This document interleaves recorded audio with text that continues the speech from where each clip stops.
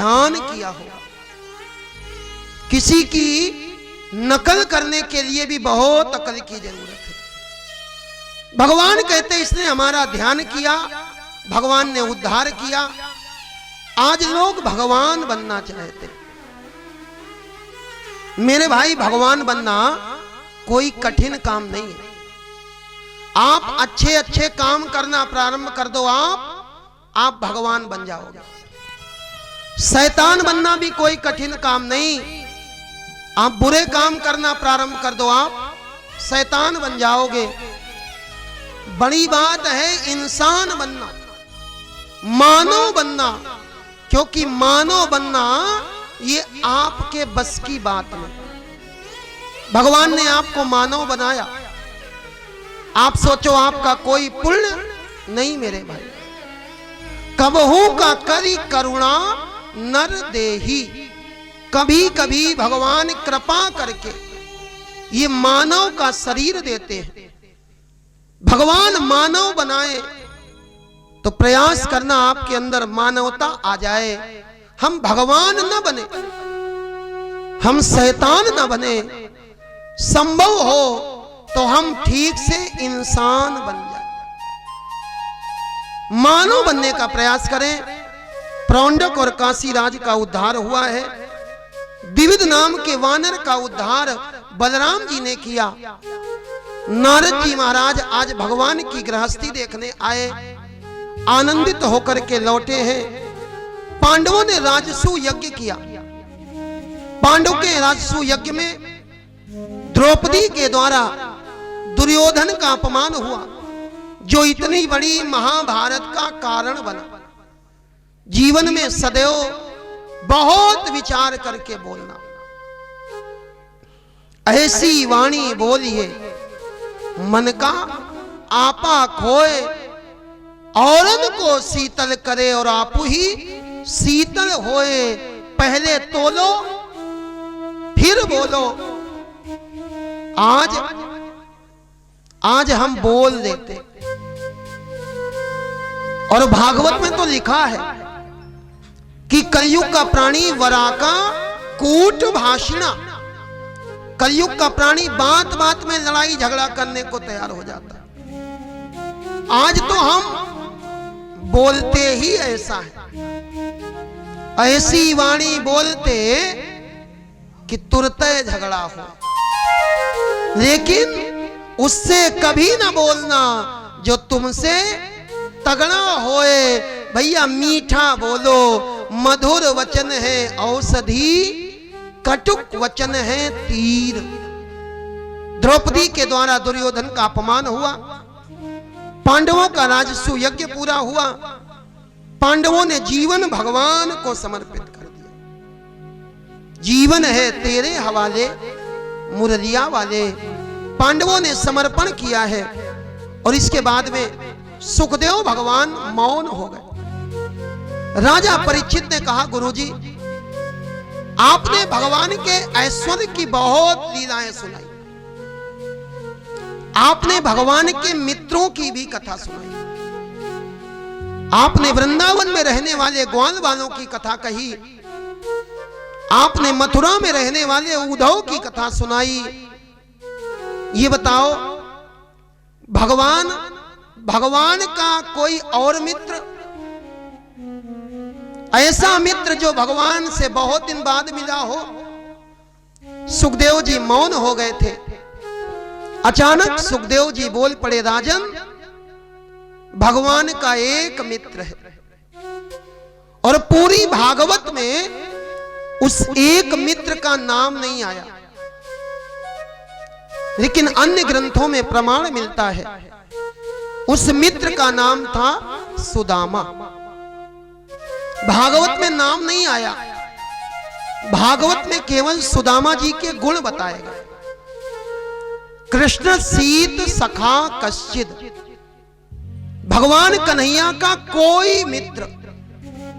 ब्राह्मणों ब्रह्मवित्तमा, ब्राह्मण है और उसके पास में ब्रह्म ज्ञान रूपी धन है।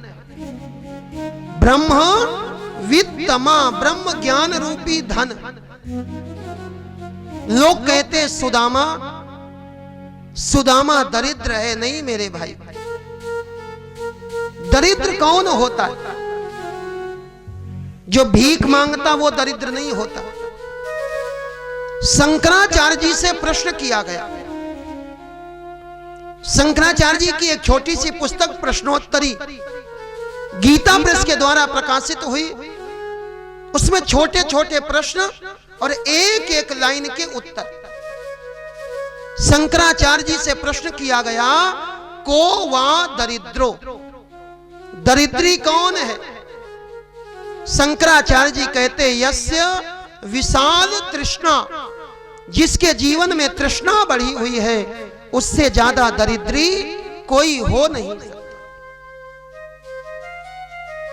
फिर शंकराचार्य जी से प्रश्न किया गया, श्रीमांस कोया, धनवान कौन है? तो शंकराचार्य जी कहते, यस्य समस्त तोषा, जिसके जीवन में संतोष रूपी धन है, उससे बड़ा धनवान कोई हो नहीं सकता। गज धन, गोधन, बाज धन और रतन धन खान, जब आवे संतोष धन, सब धन धूरी समान। मेरे सुदामा जी परम संतोषी ब्राह्मण, विरक्त इंद्रियार्थेषु, इंद्रियों के विषयों से विरक्त, प्रशांत आत्मा, जितेंद्रिया, इन्होंने अपनी इंद्रियों को जीत रखा।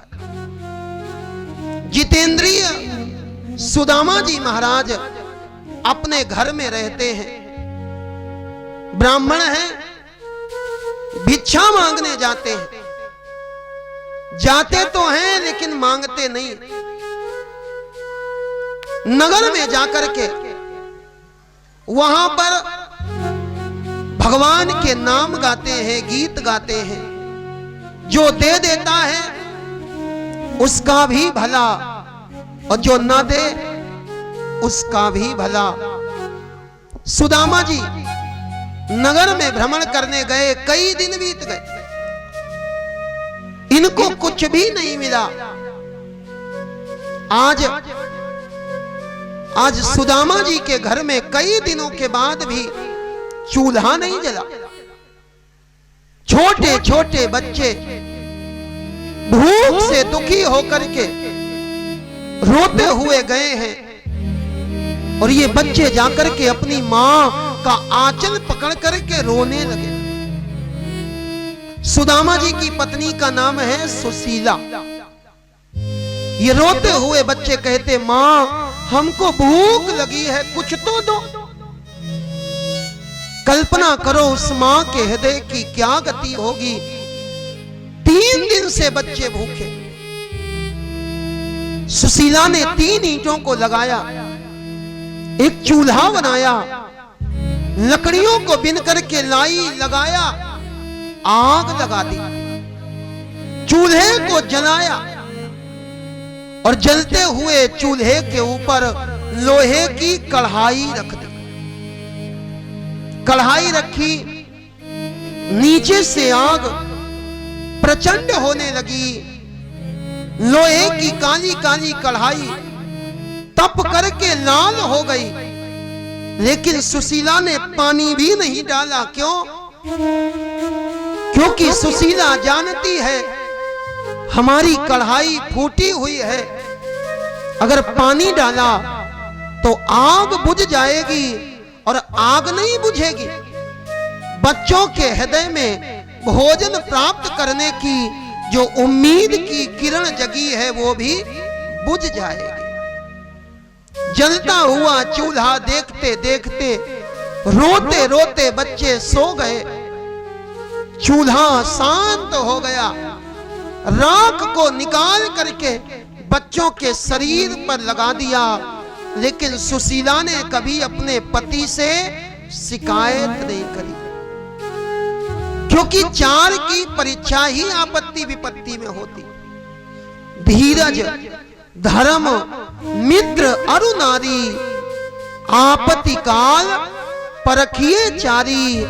सुशीला ने कभी नहीं कहा एक दिन सुदामा जी है नहीं, सुशीला घर पर अकेले बैठी, दरवाजे पर आकर के किसी ने दरवाजा खटखटा दिया। माता भिक्षाम देही, हमको भिक्षा दे दो। सुशीला ने सुना तो विचार करने लगी, करें तो क्या करें, हमारे घर में खुद खाने को नहीं और दरवाजे पर मांगने वाला आ गया। दे तो क्या दे, और मना कर नहीं सकते। मेरे भाई, कोई आपके दरवाजे पर आए ना तो कभी मना मत करना, जो हो सके वो देना, जरूर देना। एक गांव में एक बूढ़ी मां रहती थी और इनका एक छोटा सा बेटा। मां अपने बेटे के साथ रहती, इनके घर में भी कुछ नहीं था। एक बार दरवाजे पर मांगने वाला आ गया, मैया भगवान के नाम पर दे दो।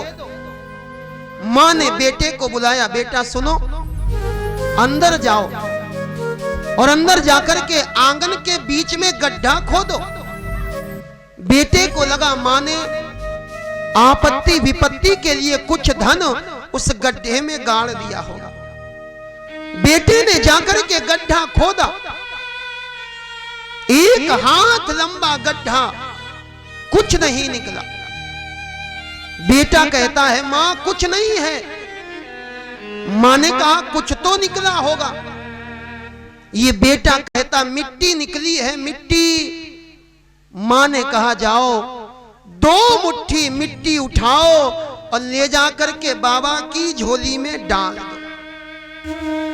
बच्चे ने कहा मां ये मिट्टी देने से बाबा का क्या भला होगा। मां कहती बाबा का होगा कि नहीं पता नहीं, लेकिन मिट्टी देने से भला ये होगा कि तुम्हारी देने की आदत पड़ जाएगी, और अगर आज मिट्टी नहीं दी तो कल तुम सोना भी दे नहीं पाओगे। ये मानव की आदत हो जाती है ना, एक बार जो आदत पड़ जाती फिर वो जल्दी जाती नहीं। आदत बनाओ, अच्छी आदत डालो। सुशीला मना नहीं कर सकती और देने को कुछ है नहीं। कभी कोई दरवाजे पर मांगने आए तो हो सके तो दो, और ना हो सके तो हाथ जोड़ दो। अगर कुछ दे नहीं सकते तो कहना माफ कर बाबा, मगर दरवाजे पर आए हुए को दुत्कारना नहीं अच्छा। सुशीला कुछ दे नहीं सकती थी, बहाना बना दिया, अधुना प्रसूता काले। महाराज हमारे यहां सूतक लगा हुआ है। ये मांगने वाला बोला देवी 40 दिन के बाद आएंगे तब तो दोगी ना। इतना सुना तो रोती हुई सुशीला आ गई, बाबा क्या दे, कई दिनों तक तो हमारे यहां भोजन नहीं बनता, बच्चे भूख से तड़प रहे, हम क्या दे। ये मांगने वाला बोला देवी वो 3 लोग का ठाकुर, वो कन्हैया तुम्हारे पति का मित्र है और तुम कहती हो कुछ है नहीं। सुशीला को आज पता लगा कि कन्हैया सुदामा जी का मित्र है।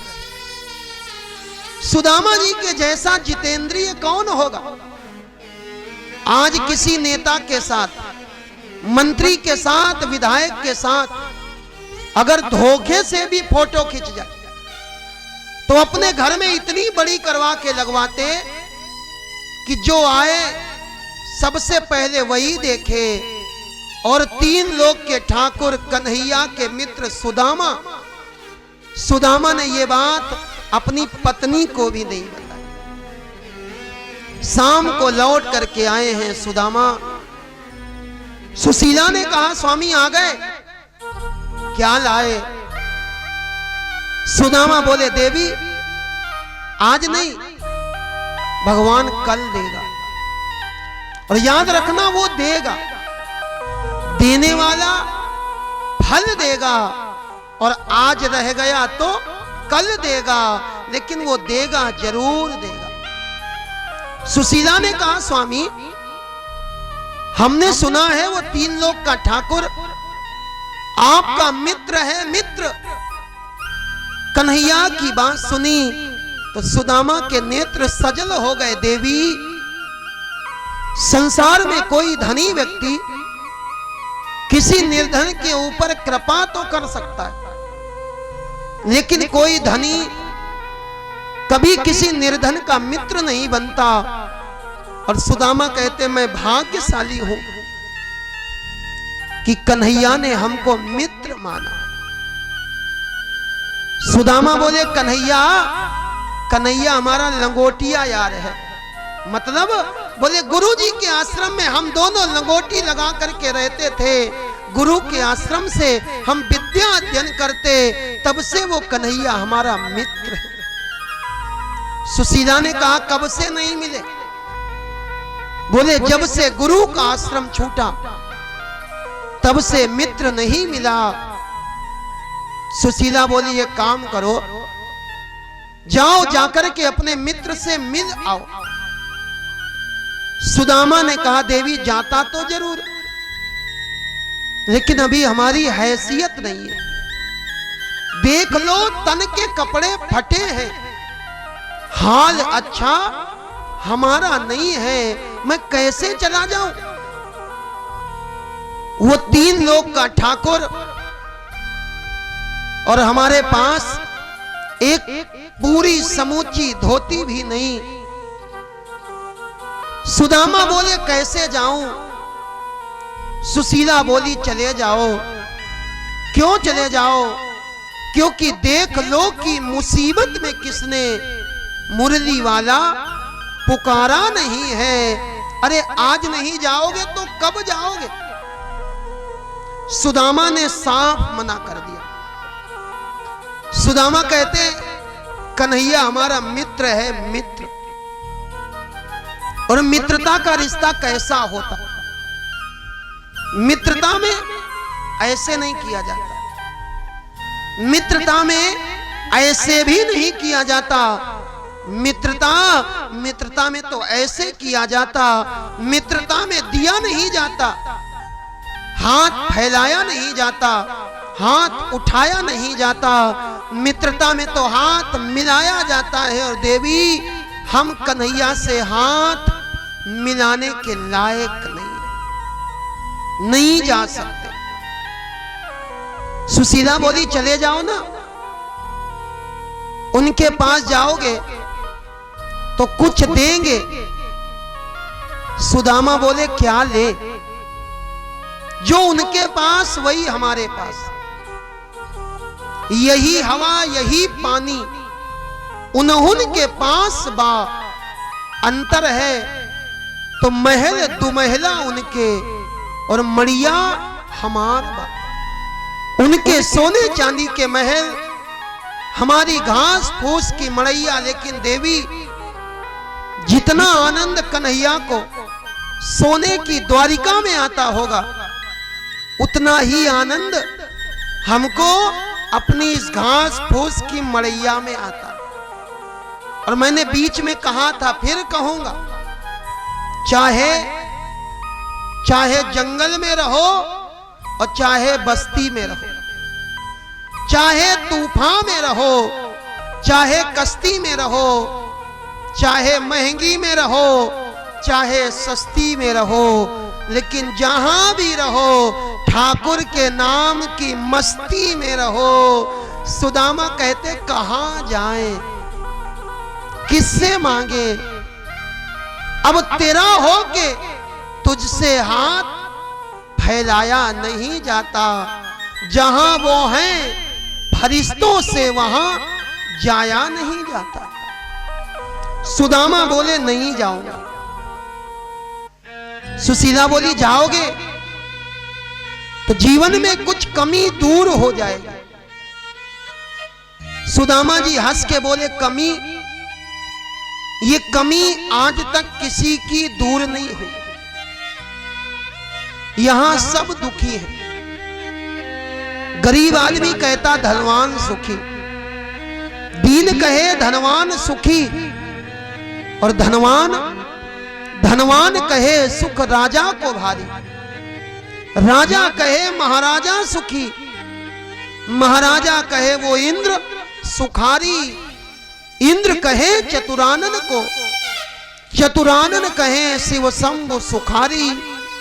तुलसीदास विचार कहे हरि भजन बिना सब जीव दुखारी। सुदामा कहते भगवान के भजन के बिना सब दुखी हैं। मांगने नहीं जाऊंगा। कोई कितना भी करोड़पति हो, जाकर के पूछना भैया सब ठीक, तो कहेगा महाराज जी सब ठीक, लेकिन एक कमी तो जीवन में बनी ही रहती। और मेरे भाई कमी तो है, और ये कमी दूर कैसे हो? मुकद्दर में कमी थी, मुकद्दर में कमी थी, मरते दम तक नहीं निकली। कुछ ऐसी तंग हस्ती थी, मरने के बाद जो कफन आया ना, कफन में भी कमी निकली। कपड़ा छोटा पड़ गया, अब पैर ढक नहीं रहे। जनाजा जब उठा उनका तो बांस की पाटी भी घुनी निकली। खोदी कब्र उनकी तो वहां पत्थर की जमीन निकली। प्रभु के पास जब पहुंचे वहां पर भीड़ खूब निकली। अंत में आवाज ये आई, तेरी पूजा में कमी निकली, तेरी इबादत में कमी निकली, तेरी बंदगी में कमी निकली। ये मत सोचो कि हमारे पास माल कम है। सोचना हो तो ये सोचो कि अभी हमारी माला कम है। माल बढ़ाने के चक्कर में मत पड़ो, माला बढ़ाने के चक्कर में पड़ो। अगर माला बढ़ी तो भगवान फिर माला माल कर देगा। सुदामा जी बोले बिल्कुल नहीं जाऊंगा। और मेरे भाई थोड़ी थोड़ी बातों में हम परेशान हो जाते हैं। ये मत सोचो कि तुम्हारे पास 4 पहिए की बड़ी वाली गाड़ी नहीं, छोटी तो है, अरे वो भी नहीं, मोटरसाइकिल तो है, वो भी नहीं, साइकिल तो है, और वो भी नहीं, 2 पैर तो है, उन्हीं से यात्रा करो। संसार में कितने ऐसे हैं जिनके पैर भी नहीं और वो घिसट घिसट करके अपना जीवन यापन करते, उससे तुम बहुत अच्छे हो। मत सोचो कि तुम्हारे घर में रोज खीर नहीं बनती, तुम्हारे घर में रोज पनीर नहीं बनती, अरे दाल रोटी तो खाते हो ना। कितने तो ऐसे हैं मेरे भाई जो सवेरे उठते भी भूखे पेट हैं और रात में पानी पी करके सो जाते हैं। उनसे तुम बहुत अच्छे हो। ये मत सोचो कि हमारे मकान में पत्थर नहीं लगा, अरे ये सोचो कम से कम मकान तो है, और मकान भी ना हो तो ये सोचो कम से कम किराए के मकान में तो रहते, कम से कम घास फूस की झोपड़ी पर तो रहते। संसार में कितने ऐसे लोग हैं जो ठंडी के मौसम में खुले आसमान के नीचे अपनी रात बिता देते। उससे तुम बहुत अच्छे हो। हम भगवान से शिकायत तो रोज करते, ये नहीं दिया, वो नहीं दिया। अरे मेरे भाई, संसार में कोई अगर छोटी सी भी कोई चीज दे तो हम उसको थैंक यू बोलते, और भगवान ने ये दुर्लभ मानव का शरीर दे दिया। हम भगवान से शिकायत तो रोज करते, लेकिन भगवान को धन्यवाद कभी नहीं देते। जब बैठो तो भगवान को धन्यवाद दो, मुझे मेरे दाता ने सब कुछ दिया है, तेरा शुक्रिया है, तेरा शुक्रिया है। सुदामा जी महाराज ने जाने से मना कर दिया। सुदामा ने जब मना किया ना, तो सुदामा के मना करने के बाद सुशीला के मन में भाव आया। सुशीला धर्म पत्नी है। सुशीला ने विचार किया, पति को किसी भी प्रकार से धर्म के मार्ग पर लगा दिया जाए। सुशीला ने कहा, स्वामी एक बात बताओ, संसार का सबसे बड़ा लाभ क्या है? संसार का सबसे बड़ा लाभ, सुदामा बोले, सबसे बड़ा लाभ है अयम ही परमो लाभ अच्युत हरि दर्शनम। भगवान कन्हैया का दर्शन हो जाए, इससे बड़ा कोई लाभ नहीं। सुदामा कहते भगवान का दर्शन सबसे बड़ा लाभ। अब तो सुशीला कहती फिर जाओ ना, जाकर के आप भी भगवान के दर्शन का लाभ लो। सुदामा के मन में आया, दौड़ते चले जाए। फिर कहा, देवी जाना तो चाहते लेकिन जाएंगे नहीं। क्यों? क्योंकि मित्र के यहां कभी खाली हाथ नहीं जाना चाहिए। 8 जगह बताई गई जहां कभी खाली हाथ नहीं जाना। वैद्य, विप्र, नृप, ज्योतिषी, देव, मित्र, गुरु, नाथ, इनके पास न जाइए। कबहू खाली हाथ कुछ ना कुछ ले करके जा। सुदामा जी बोले, क्या लेकर के जाएं? सुशीला कहती, हम व्यवस्था करेंगे। सुशीला ने 4 घरों में जाकर के मांगा है, चावल नहीं मिला। या चित्वा चतुरो मुष्टिन विप्रान पृथक तंडुलान। चावल को पछोड़ने के बाद जो कनकी निकलती है, 4 मुट्ठी कनकी लाई है। घर में कोई समूचा वस्त्र नहीं, कई जगह से फटा पुराना कपड़ा, 4 मुट्ठी कनकी बांध दी और सुदामा जी को दे दिया। ले करके जाओ और कन्हैया को दे दे रहे। सुदामा जी चलने लगे। देवी तुम्हारा ये निवेदन, ये चावल की पोटली मैं कन्हैया को दूंगा।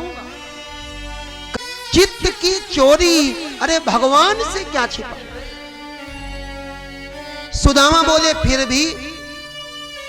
सुशीला कहती है, स्वामी जिस समय आप जाना, जाकर के भगवान को चावल की पोटली देना। भगवान इस कपड़े को देखेंगे ना, फटे हुए कपड़े को देख करके भगवान जान जाएंगे कि हमारे वस्त्र कैसे। इन चावल की कनकी को देखेंगे ना, तो चावल की कनकी को देख करके भगवान जान जाएंगे हमारा भोजन कैसा है। क्या कहोगे? और भैया भगवान से कुछ कहना भी नहीं चाहिए। उर्दू के शायर हुए हैं गालिब। गालिब जी ने कहा, गालिब न कर हुजूर अरज बार बार हो, क्योंकि जाहिर है हाल उसको, तेरा कहे बगैर भगवान सब जानता। सुदामा जी चावल की पोटली को बगल में दबाए, एक हाथ में रस्सी ले ली, एक हाथ में लोटा ले लिया। प्यास लगेगी तो कुएं से निकाल करके जल पी लेंगे। धीरे धीरे धीरे धीरे सुदामा जी चले श्याम सुंदर से मिलने। सुदामा गाते चले मन में, हरे कृष्ण रामा हरे कृष्ण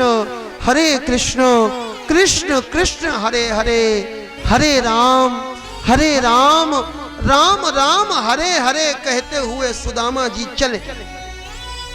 चलते चलते चलते चलते सुदामा के पांव में छाले पड़ने लगे। सुदामा जी चलते जा रहे हैं, सुदामा के पांव के छाले मानो सुदामा जी से पूछने लगे। चलते चलते पूछा मुझसे, मेरे पांव के छालों ने बस्ती कितनी दूर बसा ली दिल में बसने वालों ने। और सुदामा जी चलते चले जा रहे हैं, चलते चले जा रहे हैं नंगे पांव, चलते चलते जंगल में पहुंचे। देखा सूर्य भगवान अस्त होने वाले। सुदामा को याद आ गई अपनी शिक्षा। जब बालक का यज्ञोपवीत होता है ना, तो उसको शिक्षा दी जाती, और उस शिक्षा में बताया जाता है कि रात्रि में यात्रा नहीं करनी चाहिए। सुदामा जी को लगा कि हम रात में यात्रा ना करें। जंगल में एक पेड़ के नीचे बैठ गए। पेड़ के नीचे बैठे सुदामा लेट गए और लेटे लेटे विचार करने लगे। विचार करते हैं भगवान मिलेंगे कि नहीं मिलेंगे।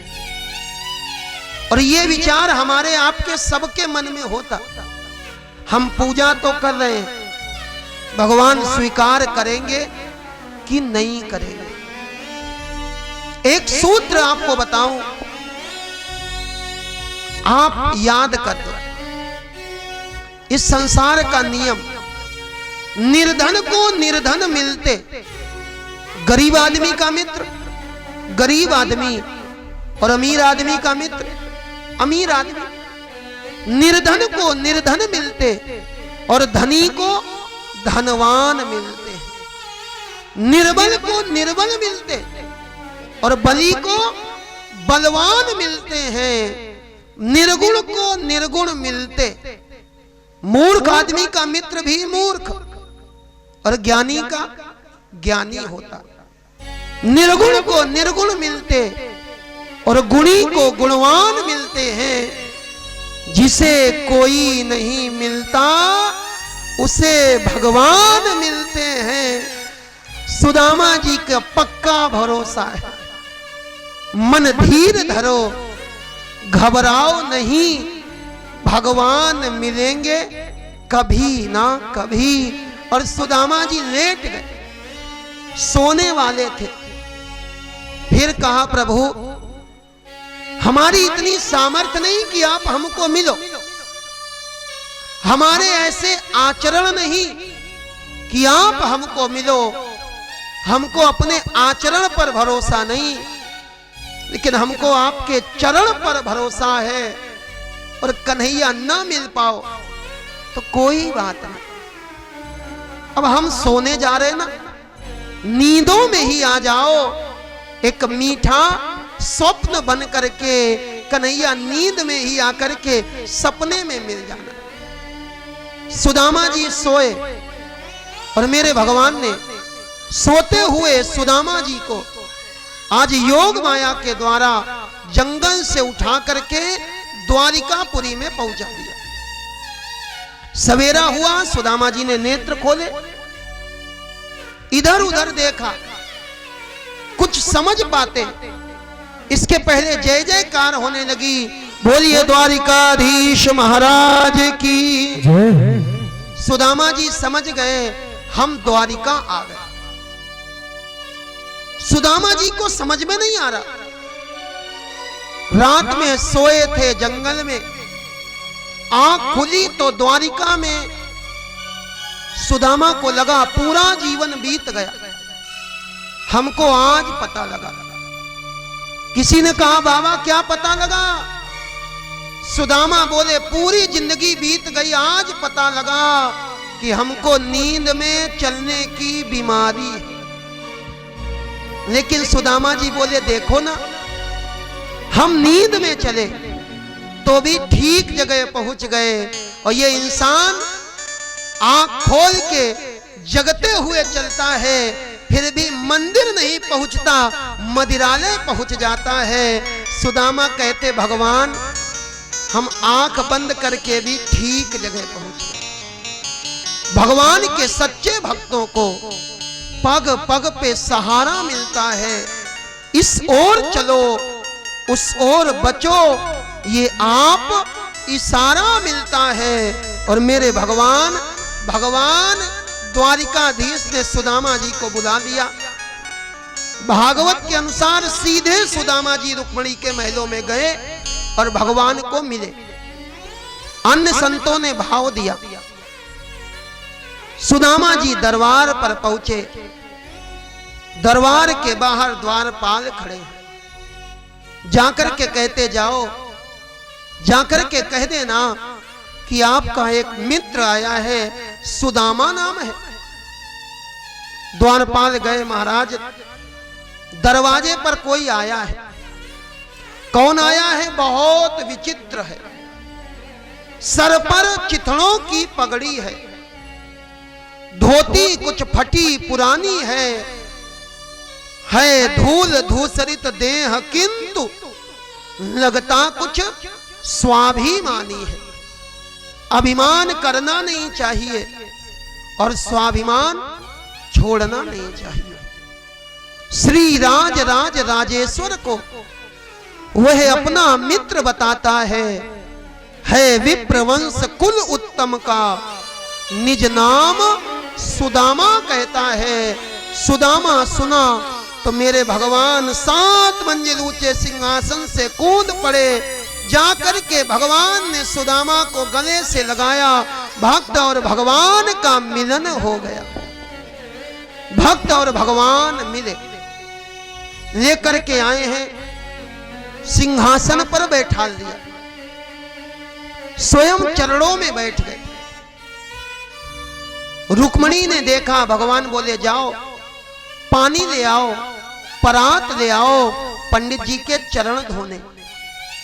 रुक्मिणी बोली ये है कौन?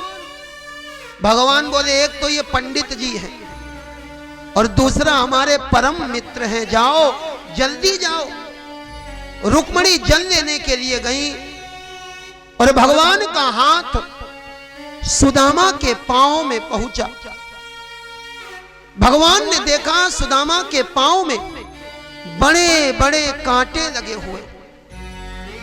एक एक कांटे को भगवान निकालने लगे। ये कांटे हैं कौन? एक भाव सुदामा जी पैदल यात्रा करके गए तो जंगल के कांटे सुदामा के पांव में लग गए।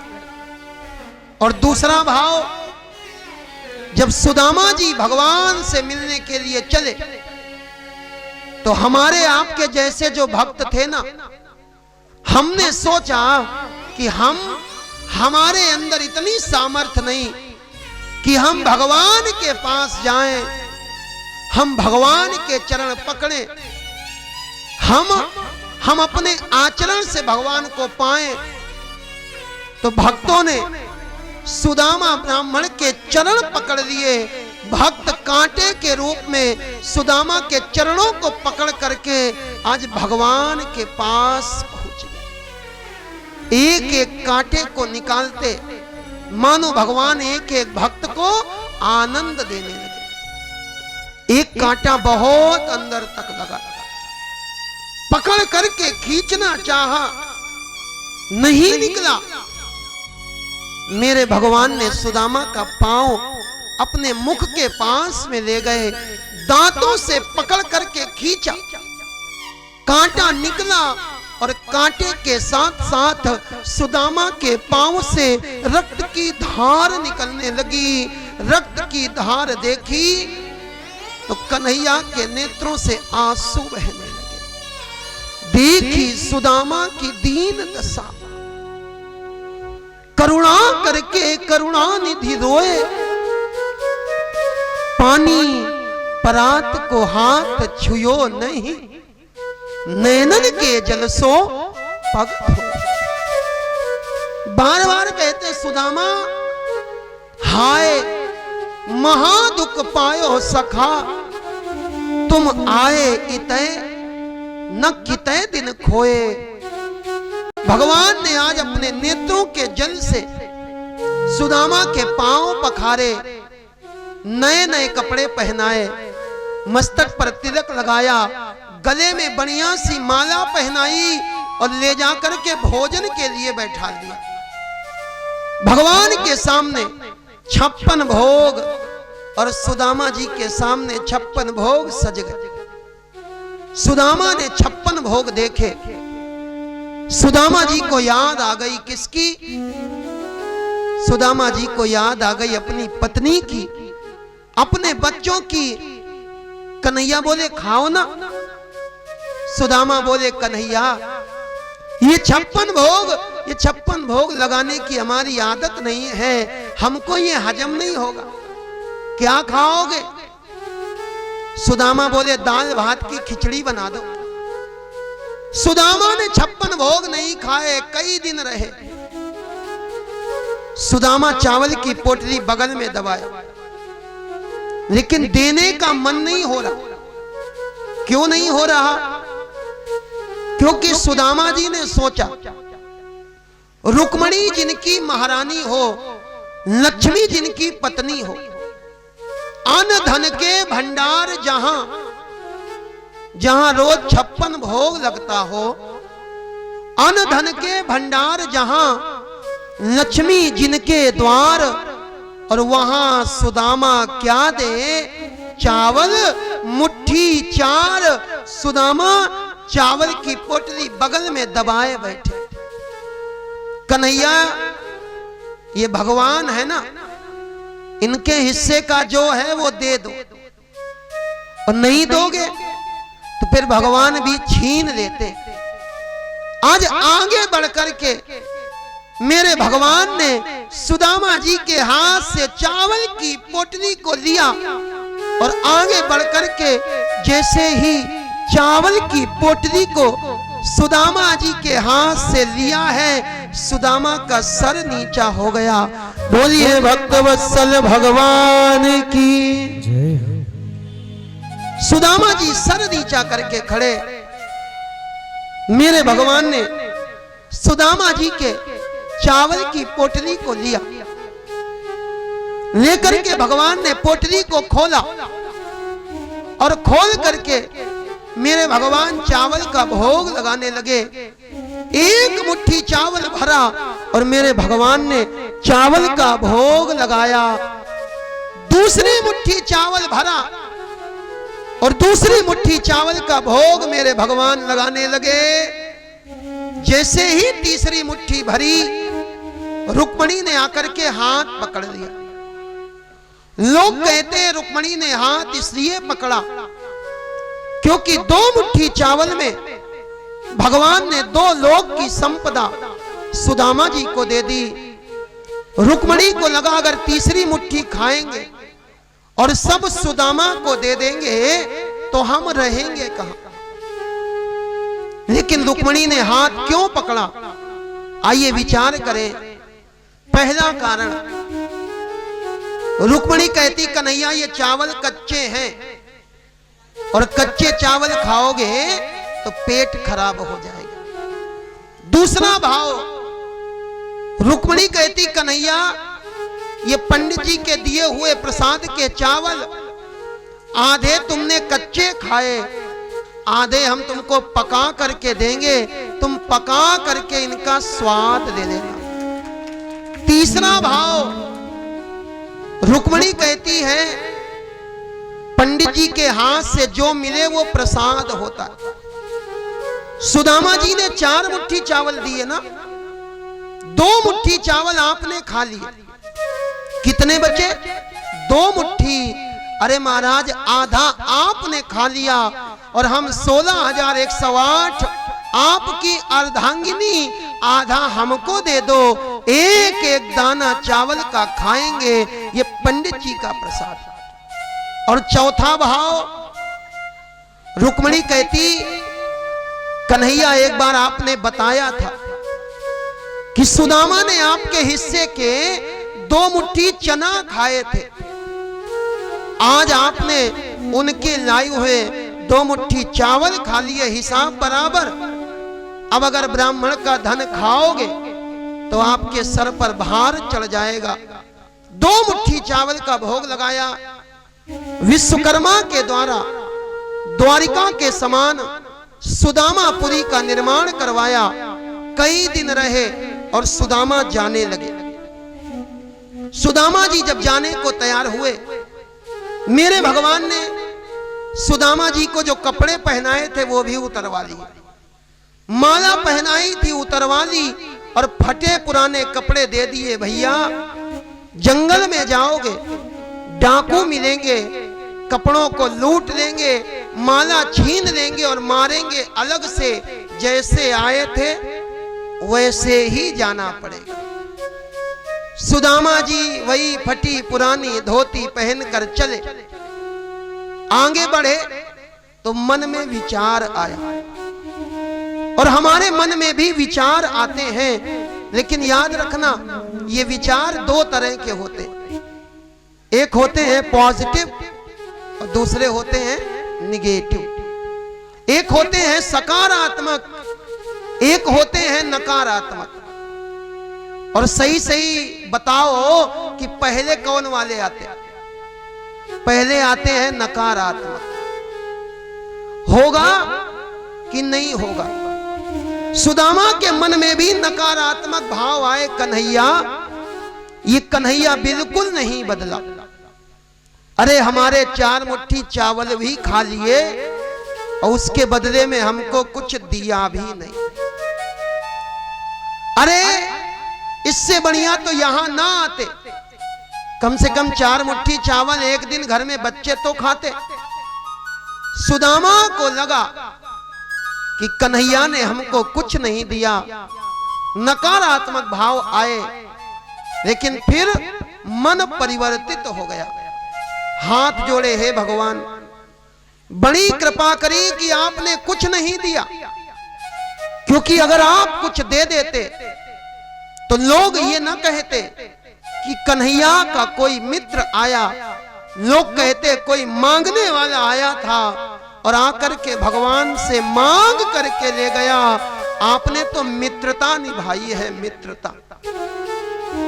और भक्त कहता, प्रभु मैं अगर मांगू कभी तो कुछ ना तुम देना मुझे, क्योंकि तुमने अगर कुछ दे दिया तो मजदूर हो जाऊंगा। मैं भक्त नहीं रह जाऊंगा, मैं मजदूर हो जाऊंगा। सुदामा जी लौट करके आए, भगवान ने ऐश्वर्य दिया है। सुदामा जी ने भगवान को और भगवान की माया को प्रणाम किया।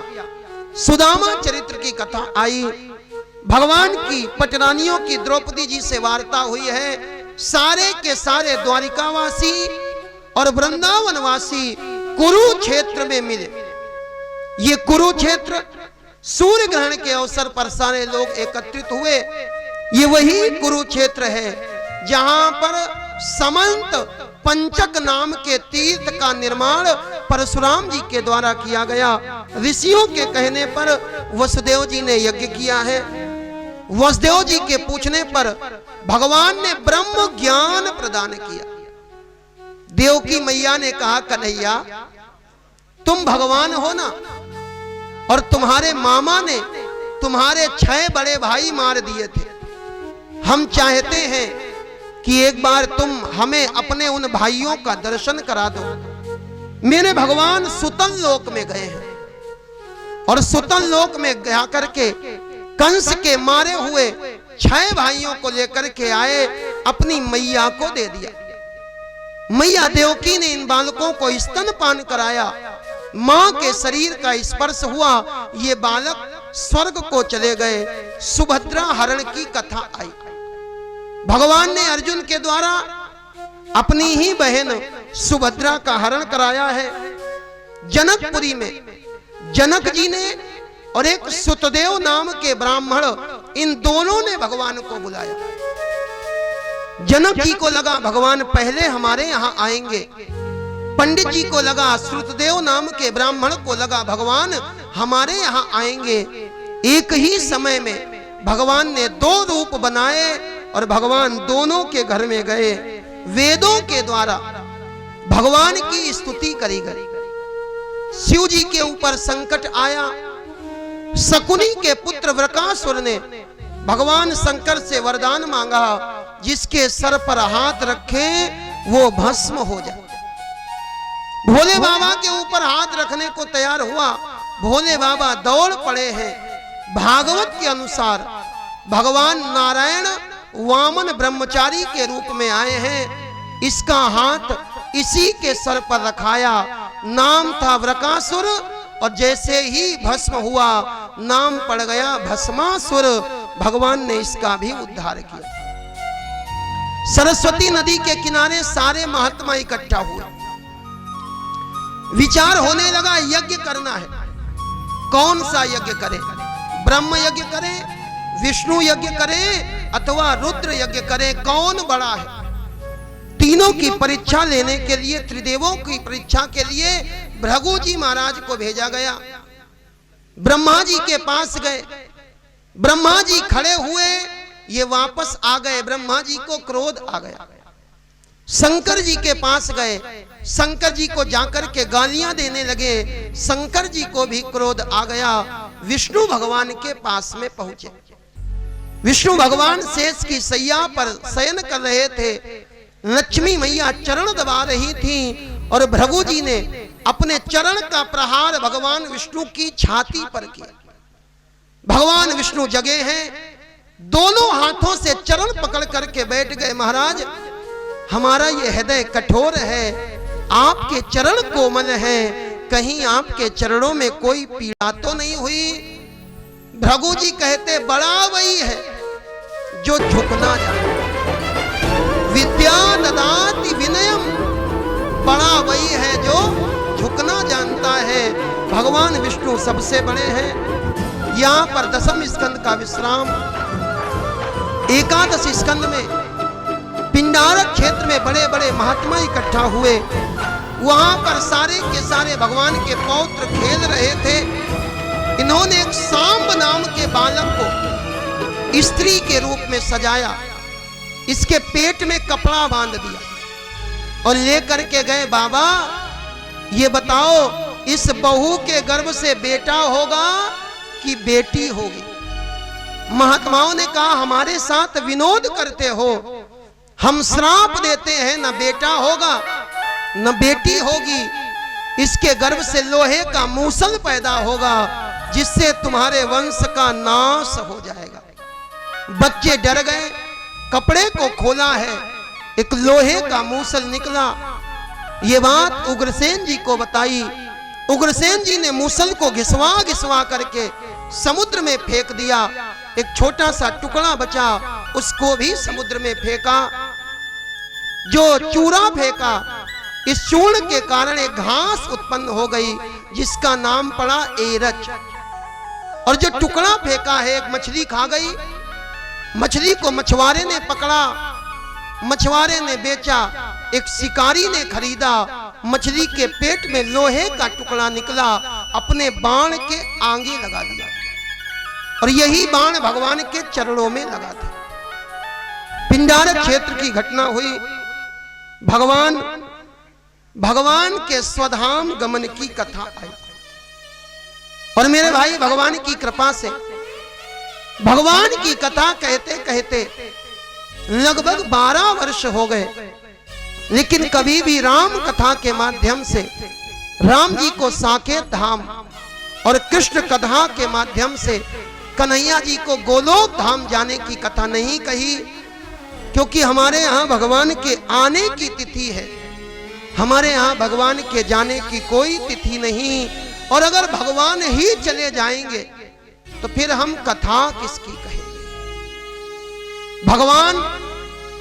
भगवान की कृपा हुई। 7 दिन तक आप सबने बैठ करके भगवान की कथा सुनी। कथा में वक्ता का महत्व तो नहीं है, वक्ता बाद में आता है, और श्रोता वक्ता ज्ञान निधि, कथा राम के गुण। वक्ता से ज्यादा महत्व श्रोता का होता। आप लोगों ने 7 दिन तक बैठ करके कथा सुनी। आप सबके हृदय में विराजमान मेरे राधा कृष्ण भगवान को मेरा कोटि कोटि प्रणाम।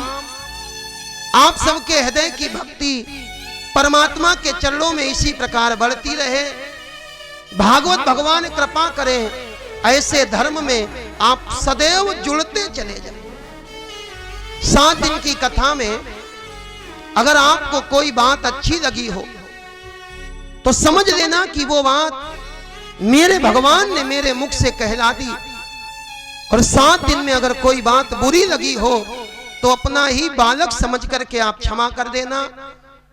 बल्ब जलता है, लोगों को लगता है प्रकाश बल्ब दे रहा, लेकिन प्रकाश बल्ब तब तक देता है जब तक पावर मिलता है। 7 दिन की कथा मैंने कही, ये तभी तक संभव है जब तक मेरे भगवान की कृपा बरसी। जैसी भगवान की इच्छा हुई वैसी आपको कथा सुनाई। न भाषा भाव शैली थी, न चर्चा सार गर्भित थी, हृदय में प्रेम कुछ उमड़ा, वही सबको समर्पित थी। भगवान आपके हृदय में अपनी भक्ति को प्रचंड करें। 9 योगीश्वरों का संवाद आया, माया से पार जाने का उपाय पूछा गया। 12 स्कंधों में श्रीमद् भागवत की कथा आई है। कलयुग के राजवंश का वर्णन, कलयुग के धर्म बचने का उपाय, नाम संकीर्तन। सुखदेव जी ने अंतिम उपदेश किया। सुखदेव जी ने कहा, राजन 7 दिन पहले तुम आए थे और तुम कहते थे तक्षक काटेगा, अब? परीक्षित बोले, गुरुजी जान गए। क्या जान गए? मरने वाला शरीर है और मैं शरीर नहीं हूं। देह और देही का संबंध स्पष्ट हो गया। गुरुजी ने पूछा, मरने से डर तो नहीं लगता? परीक्षित जी ने मुस्कुरा करके कहा, गुरुजी मरना नहीं होता। मरना कहते किसको? आदमी लेटा जमी पर, लोग कहते मर गया। कल तलक जो था सफर में, आज अपने घर गया। गुरुजी हम मरेंगे नहीं, हम तो जाकर के भगवान के चरणों में विलीन हो जाएंगे। सुखदेव जी ने आज परीक्षित को ज्ञान दिया। सुखदेव जी को प्रणाम किया गया, सुखदेव जी की विदाई हुई। 7वें दिन तक्षक आया, इधर से तक्षक आया और ऊपर से भगवान का विमान आया। भगवान के पार्षद कहते हम ले जाएंगे। तक्षक ने सर झुकाया, तक्षक के सर पर पांव रख करके परीक्षित जी विमान पर सवार हुए। परीक्षित जी की परम गति हुई।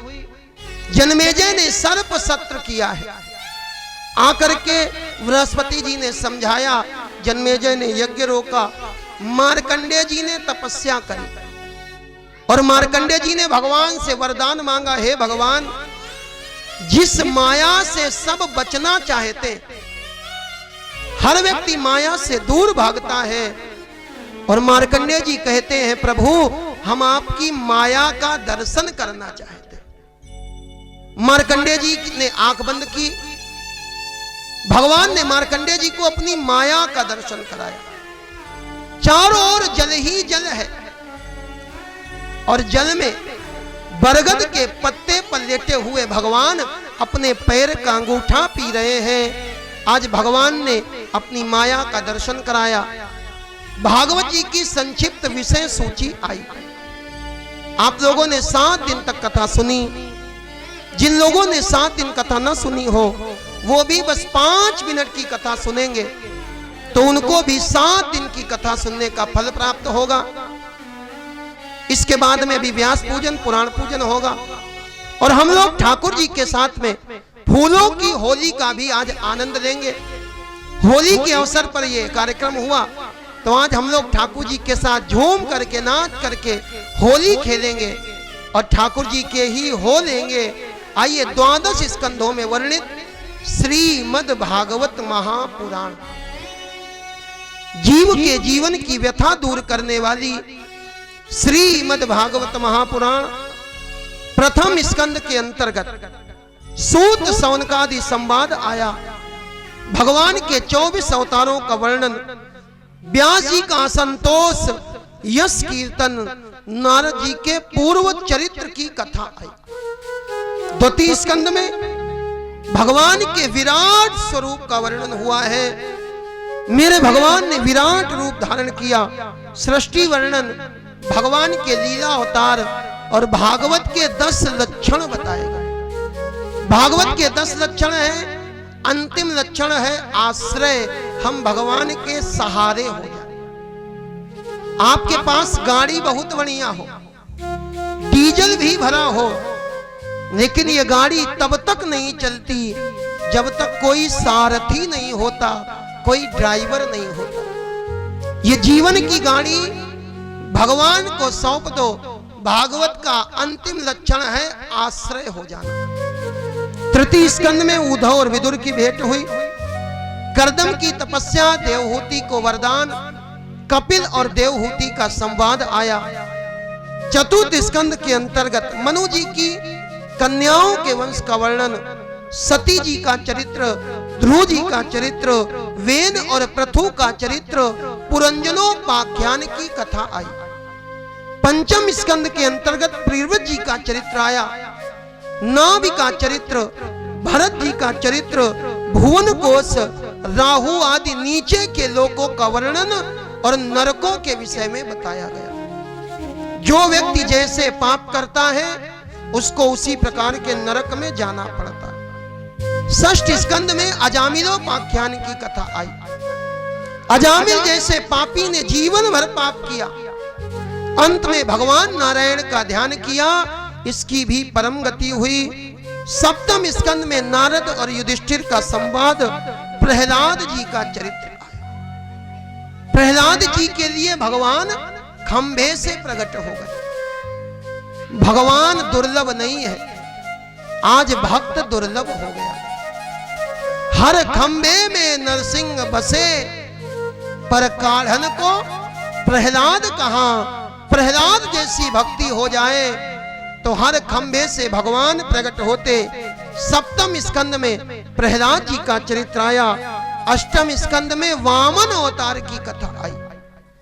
भगवान वामन बने हैं। भगवान बताना चाहते हैं देने वाला सदैव बड़ा होता है और लेने वाला सदैव छोटा होता है। देने वाले का हाथ ऊपर होता है और लेने वाले का हाथ नीचे होता है। अष्टम स्कंद में वामन जी का चरित्र, नवम में अम्बरीश जी का चरित्र, हरिश्चंद्र जी का चरित्र, भगीरथ जी का चरित्र, गंगा अवतरण और मेरे प्रभु राम जी की कथा आई। दसम स्कंद के 2 भाग, पूर्वार्ध और उत्तरार्ध। पूर्वार्ध में भगवान की बाल लीलाएं आई।